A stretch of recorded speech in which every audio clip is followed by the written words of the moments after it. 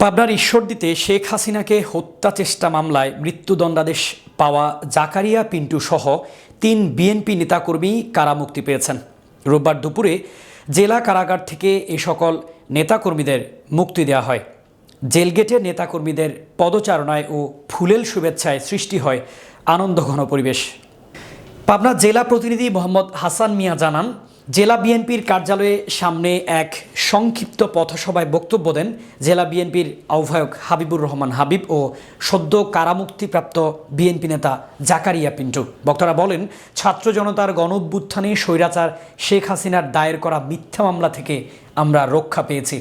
সঠিক ন্যায়ের পথে দলকে আরও সুসংগঠিত করে দেশ বিনির্মাণের জন্য কাজ করার আহ্বান জানান বক্তারা। পরে ঈশ্বরদী উপজেলার স্বেচ্ছাসেবক দলের সাবেক সদস্য সচিব মেহেদী হাসানের নির্দেশে বিভিন্ন ইউনিয়ন ও পৌরসভা থেকে আগত নেতাকর্মীদের নিয়ে বর্ণাঢ্য শোভাযাত্রা বের হয়।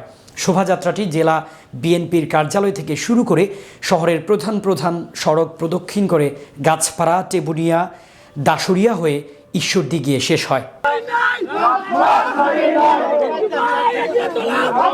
আমার পার্শ্ববর্তী নাটোর জেলার অনেক নেতৃবৃন্দ এখানে এসেছেন। আমি ব্যক্তিগতভাবে এবং ঈশ্বরদী উপজেলা আমাদের দলের নেতা